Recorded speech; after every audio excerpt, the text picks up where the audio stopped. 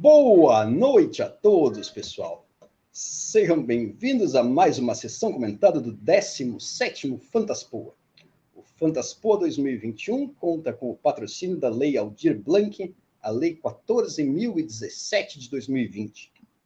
E esta sessão em especial, tanto o filme quanto a sessão comentada, contamos com o apoio da querida empresa Prana Filmes, e é um grande prazer para nós, nesse momento, estarmos com 3 pessoas que já consideramos nossos amigos aqui, que são os atores Vig Norris e Hugo de Sousa, e o diretor Roberto Putka, Bob, que estarão falando sobre Mr. Limbo, que está sendo exibido em premiere mundial aqui no Fantaspoa, ou seja, muito importante isso. É a primeira vez no mundo que esse filme está sendo exibido e está tendo uma receptividade muito boa da imprensa e da audiência. So, thank you so much, guys. Brazil is loving your film. We have a first review also in the US, and they also love your film. And it's a great pleasure to be playing it in Fantaspoa as its world premiere. Thank you. Thank you so much for having it. It's awesome, yeah. So, I think the first thing we can start off is to make a very, let's say, broad question to Bob so that he can tell the audience a little bit about how did this project came up? Where did this idea for this film comes from? Because it's a real roller coaster of emotions and genres into one film. Mm-hmm. Well, I took an intro to theology course, and it formed. I'm kidding. No, I didn't do that. Actually, I had this weird, like, near-death experience a couple years ago when my first Mad premiered, and I had a really bad panic attack, and it lasted like 4 hours. We were in Las Vegas. I was pacing around the hotel room, alternating pacing and like curled up in the fetal position on my bed. And when I got home, a lot of like neurological symptoms started to like crop up. So I was going to the hospital a lot, talking with a lot of doctors, and I sort of started to really think a lot about my my ultimate existence and death, and it stirred up a lot of, like, I guess, existential feelings. So that's sort of what spurred the idea behind Mr. Limbo. It was me coming to terms with, you know, my relationship with the afterlife, and, you know, what I think and what I believe God or whatever it is to be. Then I had a supporter in Hugo. Hugo and I had made a film in between Mad and this one, and he said he wanted to work together again. I agreed, and he said, "Let's whatever you got." He wanted to be a part of it. So Hugo sort of gave me space to then work these ideas, feelings, and ideologies out into film form.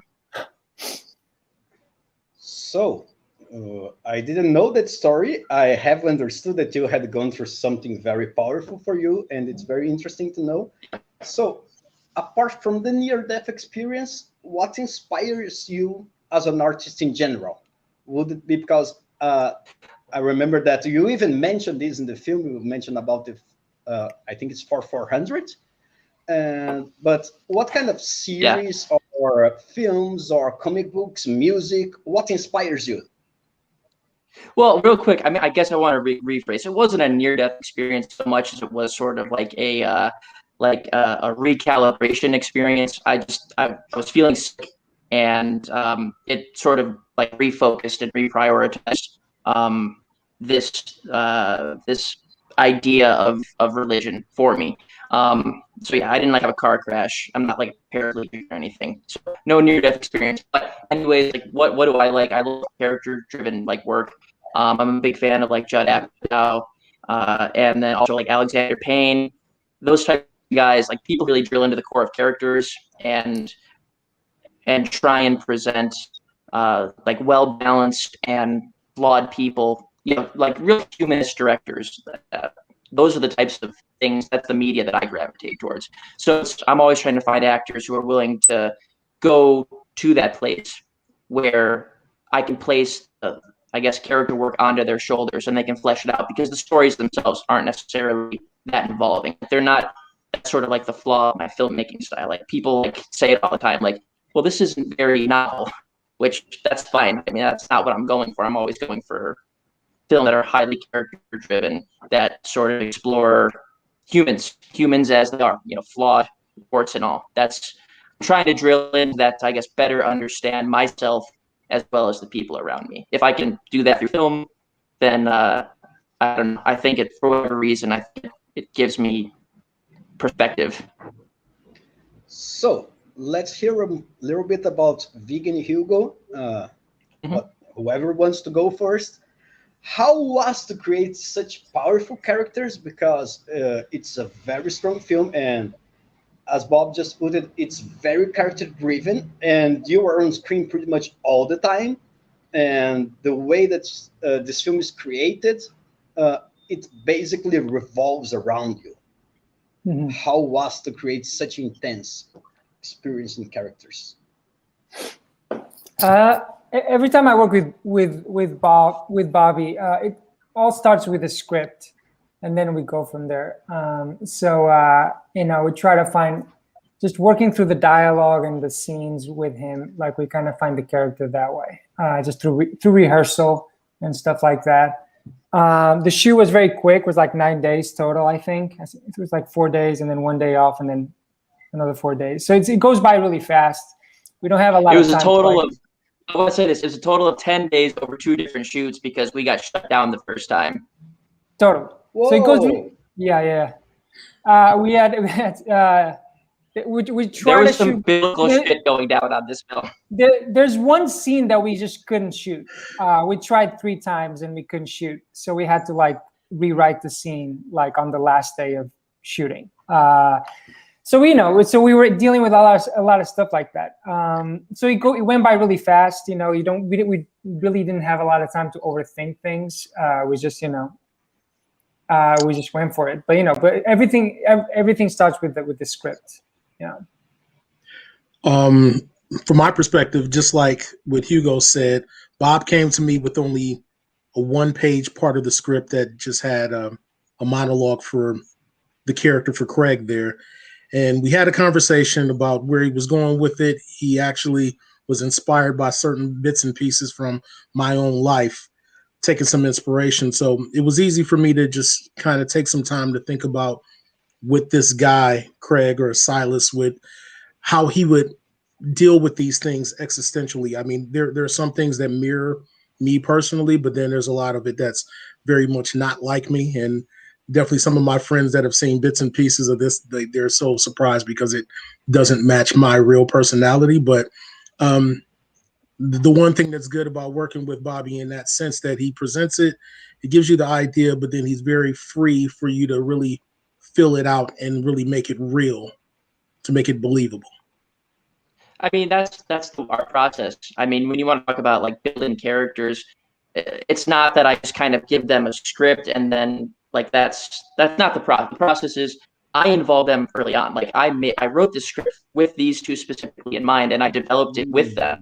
So that allows them, in my opinion, to inhabit the characters to a greater degree. I mean, they were so involved from Jump Street, and I wouldn't have it any other way. That makes a lot of sense because as a viewer, since I first saw the film and now I watched the second time with the Portuguese subtitles, it stands out that you can see these guys, they are together. They are not acting as if they are together. So I think that it's an amazing choice for you to involve them early on because this shows in the film. Yeah, and the reason I could do that is because these guys are my friends. I've known them. I mean, I've known Hugo for going on 4 years now. I've known Vig going on over a decade. And because they're my friends, we're able to sort of get down and dirty in collaboration. It might not always be easy, but I do know that these guys are willing to go to that place because they are my friends first and foremost. And Isn't that cute? I was going to say, I wanted to take some credit for that because I went out of my way from the time that I met Hugo in 2017 to buddy up to Hugo to make sure that we were cool. So when we shot Mr. Limbo on top of that, it's like, no, I wanted to make sure, like, dude, you're my friend. We're fam. Yeah, so that's the backstory. Vig and I our last film is called We Used to Know Each Other. It's a relationship movie that we shot in Vegas, and Vig and I have a scene together in that film, and that's kind of how, you know, people really liked our chemistry in that scene, so that kind of like carried over to this film. No, I picked up on the chemistry right away. I'm like, I have to write something for these two guys because they're cheap and they're easy to work with. Guys, it's a very strong compliment for the three of you. I think that very rarely I felt so emotionally involved in a Fantaspoa film, especially because we play a lot of horror, and this is another level of involvement than the time when we split up in the end of the film. That's so powerful, honestly. That's I think well, it's good to know, but I mean, honestly, I'm shocked that you guys even programmed it, because it's a very emotional film. Like, the fantasy elements are so subtle and nuanced that they don't even really exist. So I don't know if you wanted to give us the story of why you guys programmed it or how you programmed it, but maybe that's something that could like off this live session, because I am very curious why you guys programmed it. No, I think this is even interesting to talk about here, because sometimes people think or imagine that our festival plays, let's say, just horror or something like that, or fantasy films. And honestly, we try to be as open-minded as possible. For me, programming now we are in our 17th year, so that's 17th editions. Congrats. And let's say, thank you. We consider about, over the year, I'd say that the average between shorts and feature films, that would be at least 500. Sometimes it gets to 1,000. So Wow. just for the festival, we've seen certainly over 10,000 films in these 17 years. Yes. And our idea in creating something like Fantaspoa, which is a festival that has, let's say, a big number of films. It's not like some genre festivals that play, okay, we play 10 films, so these 10 films need to be straight genre. We play in, let's say, the international competition where Mr. Limbo is playing. We have 37 films selected out of about 150 feature film submissions. And for these, we try to be as open-minded as possible. So for me, when I think of a genre film, anything that's not straight up reality can be a genre film. And I think that the audience needs to realize that, because your film is a powerful film, your film is an emotional film, and I think that the audience needs to be as open-minded as we programmers are. And that sometimes that's incredibly difficult. I mean, I'd say this: for you guys to program a movie like this, this is a proverbial throwing your balls over the fence type of thing. Like, again, like some of your I think so. And that's weird to say about our film, but I can imagine some people who are fans of your festival and fans of the brand are just like, what the hell is this? Like, this isn't like a straight genre film. But no, you guys are very ballsy, and I appreciate that. And really, this whole question was just to set up so that you could talk about my movie and you could say nice things, because I really just need to hear nice things said about it. So thank you. No, I'm kidding. But I appreciate the insight. Your film made me cry, you know. That's something that's very rarely happens. So yeah. Good. I think that doing the festival, if I haven't programmed it, I would be going against myself. Well, I think I'm speaking for all of us because I have a big mouth and I talk a lot. But I think that was our goal, was to like make people cry. Grown men. If we can make grown bearded men cry, then I think that we're doing something right.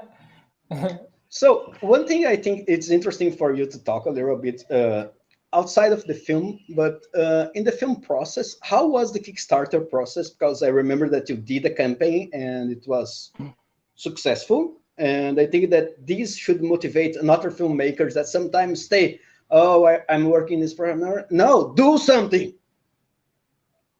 And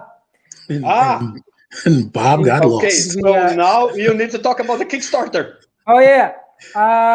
Were you involved in the Kickstarter or not? We were, but Bob was the one who did most of the work. He would like post daily videos, like explaining the progress and stuff like that. It went really well for us. It wasn't like, oh, here he is. We didn't raise all of the budget during the Kickstarter. Hey, there it is. Hey. Hi, Bob. Did anyone else just experience what I experienced? That was no. It's just you. No. No, it's me. Then okay, then fuck me, I guess, right? Yeah, pretty much. We're talking about the Kickstarter. Gotcha. Okay. I'm just poor. I live in an apartment in the suburbs of Cleveland, Ohio. So my internet goes in and out. I'm so sorry, guys. I'm not a big shot LA person. Well, it will explain me, Bob. Mine is nor good. am I an adult like Vig. Yeah, Vig's internet is fine. 30-year-old. I'm just a 30-year-old bum. That's all. Right, because I hooked my laptop to the Ethernet, son. All right. I don't know what an Ethernet. I don't have an Ethernet cable. Again, I can't afford these things. I'm a poor filmmaker. I'm sorry. Please. Okay, I'm gonna let. That's a nice. I know it's a novel. It's a novel concept, right? Okay, do you want to tell a little bit about the Kickstarter campaign? Hugo, you go for it. It sounds like you were in mid-stride and I just completely derailed you. No, man, I was trying, but you did most of the work, which was and impressive. I hated it. You hated it, yeah, for sure. You told me that clearly, yeah. I did. I will never do it again.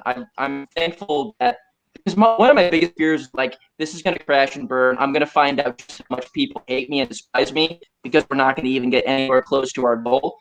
And luckily we did. I guess people don't hate us that much collectively. I think their love for Hugo and Vig sort of overrode their general disdain for me. But no, it's not something that I would ever do again unless I had to. But I don't think I'll ever put myself in that position again. I had no problem asking my friends and family to chip in to make this happen.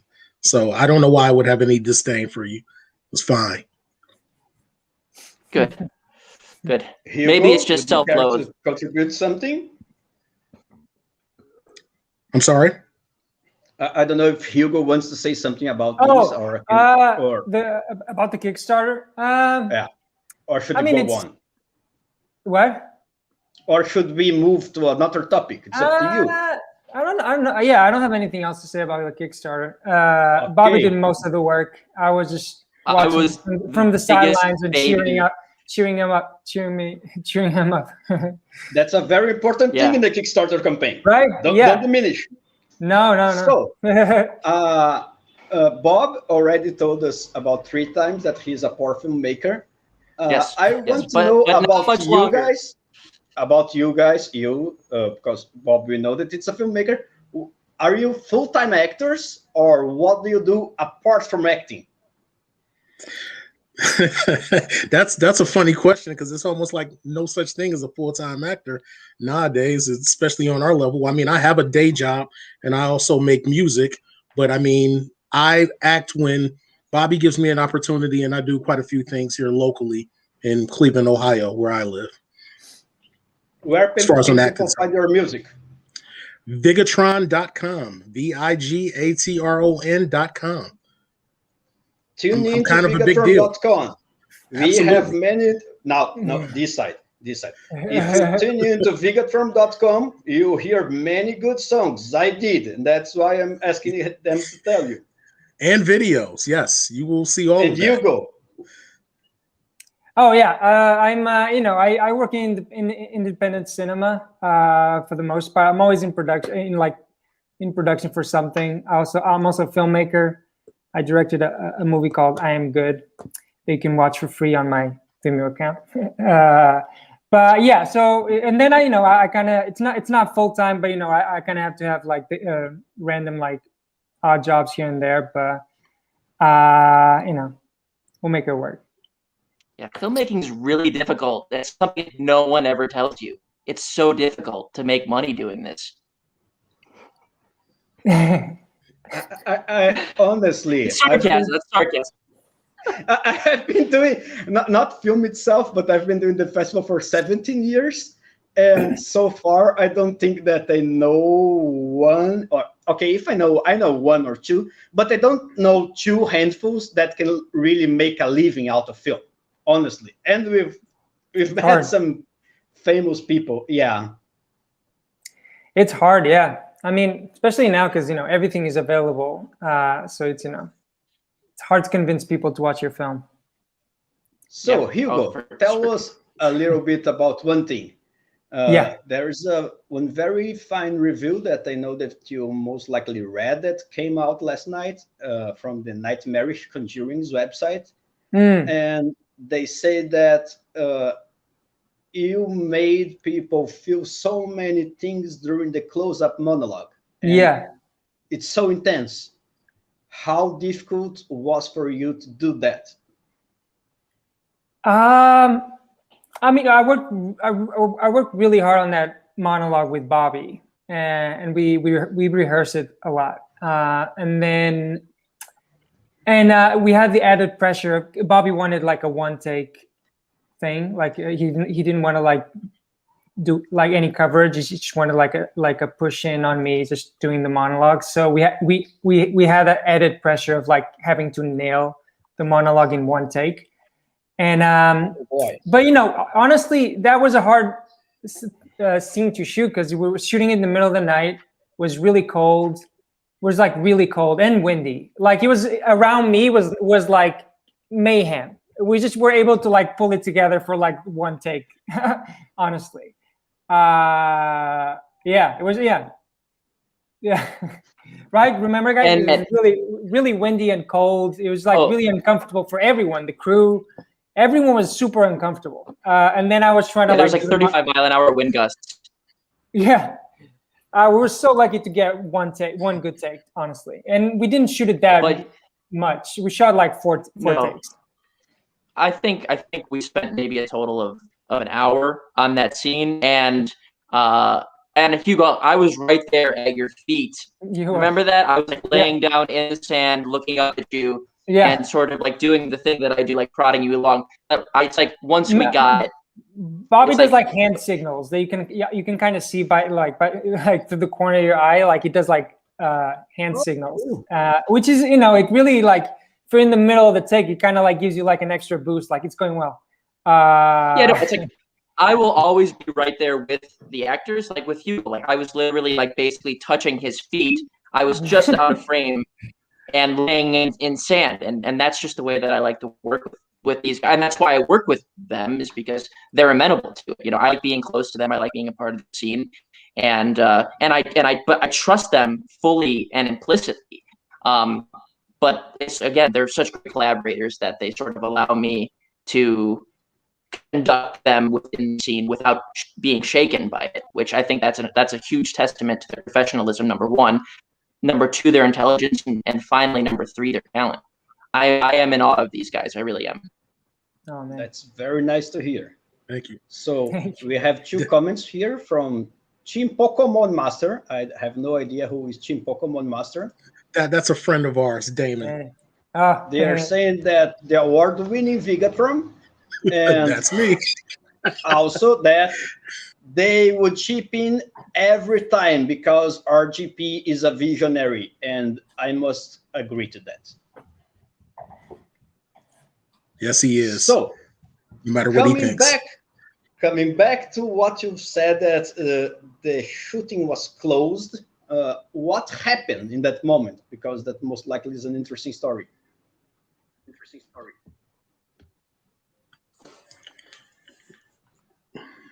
I'm here. I'm back.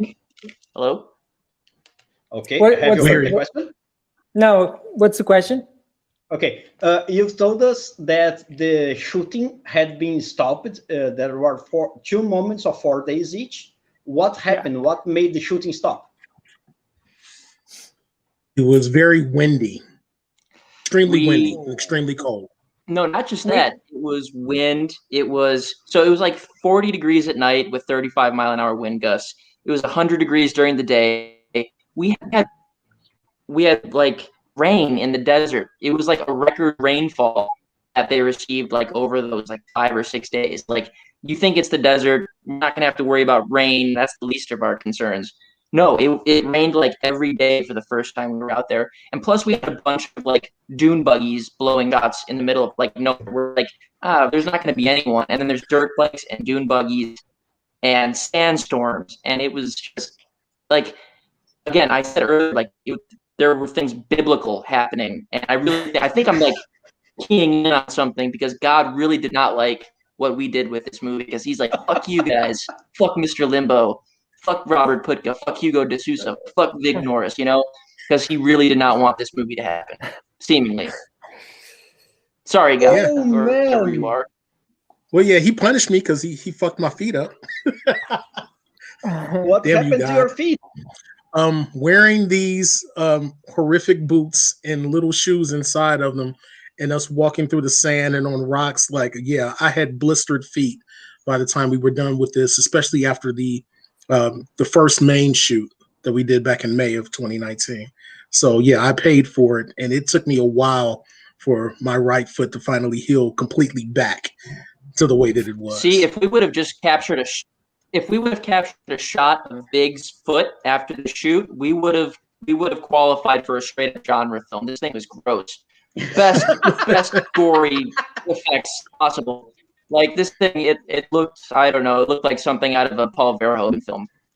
And I keep it in my phone to remind me of everything that I went through. And that's the other thing that I give like Hugo credit for, and even myself credit for, of even doing those scenes, especially for all of the night scenes, is because of the fact that we were so uncomfortable, but then still having to really keep all of the emotional weight of what we were having to deliver and ignore all of the elements and everything else that was going on outside of that. That's what I really appreciate about, you know, what Hugo was still able to do, because we were both in pain. I know I was in pain and cramped up, but yeah, we were both not feeling it physically. Honestly, that's amazing. And you made me aware of it, Nick. I sure did. We have some extra comments here. So Vivi is saying that that's the price you pay for wearing such sexy boots. Yeah, thanks, we have Bob. here really great movie. Thank you. And we have a question. What equipment did you shoot on? I'm not a person at all. I am one of those directors who's just like, I don't know, just get it on camera. Like, I kind of leave that to the DP. I think we shot on a Vericam for the first shoot, and then when we had less money and had to go back and do reshoots, I think we shot on a Panasonic EX5 or EVA1. That was the camera we shot on the second set of shoots. And I think we shot on vintage lenses too, to kind of give it like a more like 70s Super 16mm look. Yeah, we couldn't really use like a big camera because we had to move so fast. JP's oh no, he found us boring. Yeah, I find this boring. I'm gonna log out. No, you're the only boring one, Bob. All right, well, Vig, why don't you just do like a show tune or something to keep the people entertained? Yeah. That sounds. I don't know how many people are watching. That sounds extremely racist, Bob. I'm not doing any. No, you can't say that. Don't do that to me, Vig. Please, you're ruining my career before it takes off. I'm just telling you what it sounds like, not your intent. Your intent is fine. Well, I appreciate thank you. You're keeping me in check, Vig. And you're keeping this thing afloat, because I'm sure nobody wants to hear my grating, monotoned voice. Hugo, you want to sing a song? People actually tuned in. That's the good part. I'm glad I sent the invites out, because, you know, there's quite a few people that, you know, I know that's watching this. So it's not all for nothing. I don't have like, anybody who's really interested in my well-being. JP, we're back. It's okay. We were running the show without you, JP. It's Vig was about to break out into a show tune. So we have a very interesting question here, and the question is: the costume in the film really got their attention here in Brazil. how did you choose that? Because I agree, it's such a powerful element in the film because these guys are wearing these outfits. Oh You picked boy. them, right? Well, I mean, it was kind of dictated by like situationally. Well, like, obviously, like your character, it was dictated by like this image of like this guy, this parachutist who kind of falls in the desert and wakes up. So I'd say your costume, Hugo, was very easy. This costume, like I imagine for Vig, like it's a guy who just kind of like woke up and went outside to get his like paper during like a rainy morning, and he just died of a heart attack. Like that's kind of what I like envisioned for that character. Just going to get the newspaper, drops dead. Great American story as old as time. And to add to that, to the fact that I even have the yellow boots was all because of my refusal to wear house shoes in the middle of the desert on rocks. And that was the compromise. Nice refusal. Congratulations. I guess it worked. It made it stand out even more. And I'm even wearing my shirt that I wore the entire shoot today just for this. And I have here something that I don't have no idea what it is, but it's this. That sounded like something Calvin Candy would say. Yeah. Oh man. I swear to God, Vig, you're destroying my career. You destroyed my career. Like, thank you. I did not destroy your career. You're totally fine. You destroyed my career. And besides, that's one of my friends that even said that. You've met him. That's Task. But yeah. He compared me to Calvin Candy. Are you kidding? Come on. He's joking. And I know, to understand JP, he's making a reference to the movie Django Unchained, Tarantino's movie. Oh, very nice film. Yeah. Yes. Not so very nice, but compared to his other films, but a nice film. Yeah, not so very nice. And I very much agree with that. I vehemently disagree with the comparison, and I call slander. It is slander, but obviously, Bobby, if you were really racist, I wouldn't work with you. So obviously that doesn't add up. So we're good. I'll tell you what, we're really just compounding this. Yes. What are you wearing? Are you wearing a robe? What is that? This is my dogs. These are my dogs. My girlfriend bought me this blanket for Christmas, and I call them affectionately my dogs. So I'm wearing my dogs. Nice. Honestly, I think you probably can imagine that, but if you see by any chance the other Q&As, they are all available. Not even close to as funny as this one. Oh, nice. No, that's good. We try very, very hard to be funny because that's the first rule of comedy. Try hard. Everybody knows that. I would dare say that you are quite natural, but okay, if you're saying that you try hard, I can't disagree. Sure, why but not? Honestly, I can see in your eyes that you are very cool people. So, is there anything else you'd like to tell us about the film? I mean, if you've seen it and go for it. I just want to say, if you've seen it and like it, rate it on Letterboxd. I mean, these films need to be championed. Yeah. Especially about it, and that's one of the platforms from which you can really help us.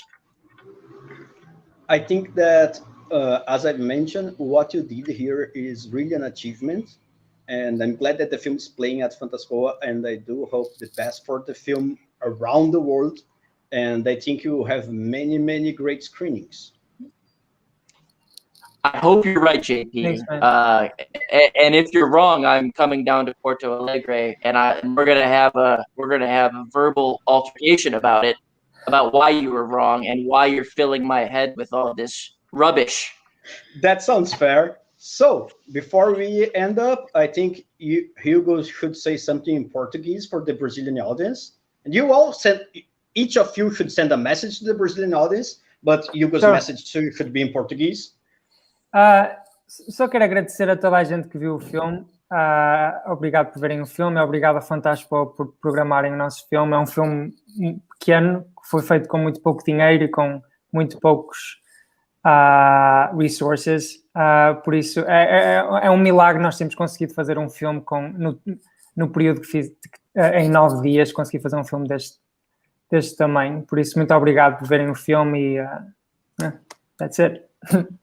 I agree. Full-throatedly, I agree with that. I would probably like to say that for anyone that's actually seen the film and enjoyed it, thank you for having watched the film. If you've not seen it, please take some time to watch it. It was made out of love. I'm very proud of the work that I put on it, and it was very enjoyable making it. So, yeah, you can tell when something's made out of love. Check it out. But we appreciate any and all the love that we do get for it. And I'd like to just add one thing too. I mean, if you're watching this, you really, and you're like a filmmaker, you need to hire both of these guys because they're incredibly talented actors. And and they're available and cheap. So I mean, that's kind of like that's what you're looking for in an indie actor. Yeah, get at me before the price goes up. Yeah, before those reviews keep coming out, because I'm sure that you guys are going to continue to get good write-ups, deservedly so. Thank you so much, guys. It was a pleasure having you here, and I do hope the very best for the film. Thank you. Thank you, JP. Thank you so much. Thanks to everyone who's watching this. Bye. See you.